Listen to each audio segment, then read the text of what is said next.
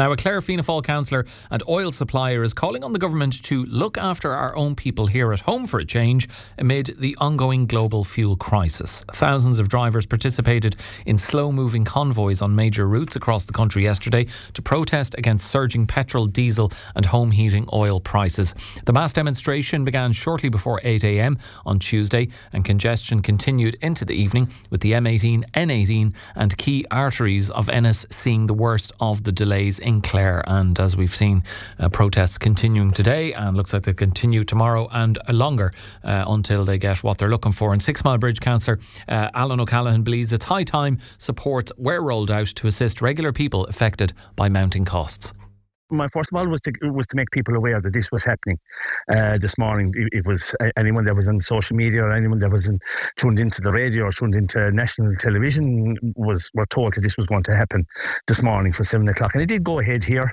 I suppose I'm here wearing, I suppose you could say I'm wearing from a political side of it, and being a fuel distributor myself for a number of years, I feel the frustration on both sides. I feel the frustration maybe people trying to get to work today and maybe this evening trying to get home from work again, but I also feel the frustration of the contractors, and I suppose not just the contractors, it's people with home heating oil, it's the people with the bus, it's even down to the person that does a bit of home help for some elderly person that lives out alone.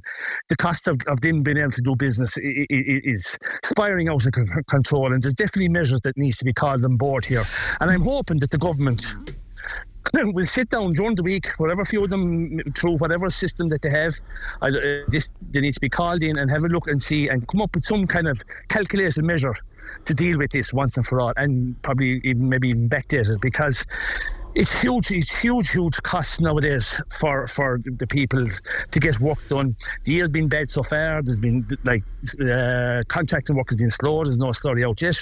We'll be heading into the silage season shortly, and all this is all expensive work, and it's all fuel driven, and it's unfortunately the costs are going to expire, and who's going to pay for the farmers? Will it be passed on to the farmers?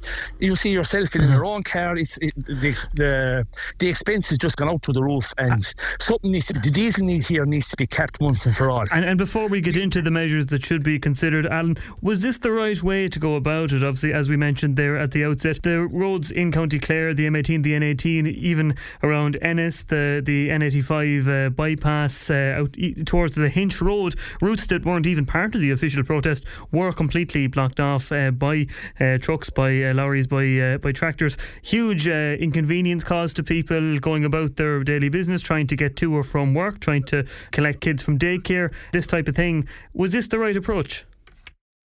Well, I suppose this is the measures this is the frustration that these people came up with for a finish, and this is what they decided to do. And I would be an air of caution to the government if they don't sit down and come up with some measure or start talking to these people.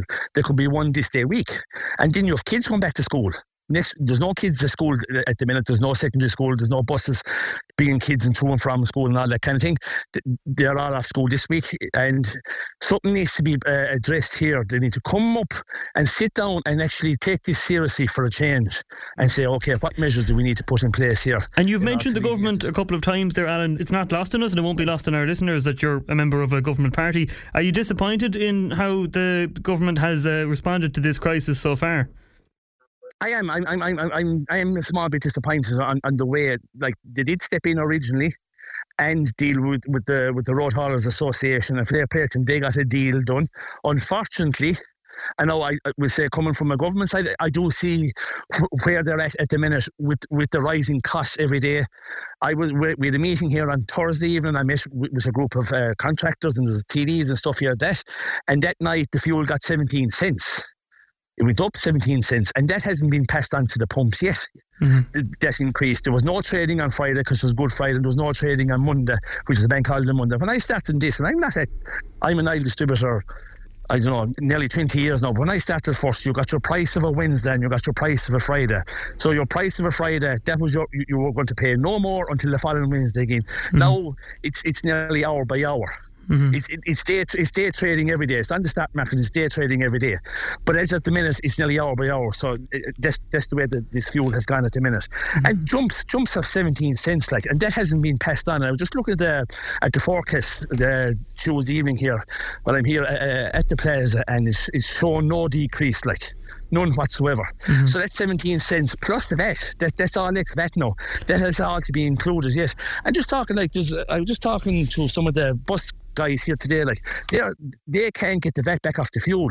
They're VAT exempt, so they're paying full whack for the fuel. Now they probably offset it against their expenses and stuff like that, but still, so there's no rebate for them either, because they're not on the Road Haulers Association. So it's very challenging times, I think, going forward, and people don't realise. So when we talk about those measures, Alan, those measures that you're seeking, what are you looking for? Obviously, a reduction or a scrapping altogether of the carbon tax has been proposed by some. Excise duty as well, cuts on that. Perhaps one-off payments, credits. What are you seeking? I think the carbon tax is not huge on agricultural diesel and heating and stuff like that, but I think it just needs to be capped at the minute. Capped because of the way we just don't know. We just don't know abroad in Iran with this war what way fuel is going to go, and is it going to go scarce? Is another problem. And you see, the contractors don't really know. They have facilities to be able to store a bit of fuel, so they don't know, do we buy it in now? Or do we wait? Or is it going to go short? Or is it going to go scarce? Is there going to be a cap in it? Is there going to be a rebate? They really are in no man's land at the minute as to where this fuel is going. And that's the uncertainty of it. If you knew today that this is the price until September, October, November, whenever it was going to be, then you can set your targets accordingly, and you could get your fuel in, or you could decide, well, okay, I'm going to start stocking up in a bit of fuel in the event if it goes scarce, as I have. Because no matter what price it is, if fuel goes scarce, they won't be able to do the work anyway, But it's just all that uncertainty at the minute, and it's scary. And the weather I think the weather is not really favourable either, because there's a lot of work that needs to be done yet. The slurry needs to be done, and there's a big hold up in that. And it's no difference to Clare County Council. Bitumen is included. An email went out the 1st of April. Concrete products, they're all going up. So everything is up and up. Mm-hmm. Our mortgage rate's going to be hit. There's people selling schemes of houses at the minute, right? And they haven't even started the house. So they probably won't even know what the house is even going to cost. Uh-huh. The builders won't even know what it's going to cost, because they don't know. Mm-hmm. A very small thing, like a box of nails could go up 20 or 25 euros. And everything is going up in percentage-wise, it's going up in big jumps. Uh-huh. It's not 1 or 2 or 3%, it's 10, 12, 15% all the time. And what's the role of the government in that, in your view, Alan? Would you like to see more assistance for the average person, as well as the farmers and hauliers that we're talking about? Well, we're very good, and as a country, we're very good for humanitarian aid to other countries where something was created by man-made. And this is a man-made issue created by people that we don't really have any influence on. This is a man-made issue, and we have no problem going back in the time. And rightly so, we helped out other countries in the past. We've put money into Ukraine. No, let's look after our own people here at home now for a change, and help the people that's keeping this country going, that's working and paying their taxes and keeping everything afloat. Now is the time to step in and put in humanitarian aid into our own country for a change. If we don't see the desired action, the desired results on the government side from this protest today, Alan, would you like to see an escalation or a continuation of what we saw today? Don't really know yet, because at the end of the day, people here in Clare are doing their best without trying to put too much people to an inconvenience.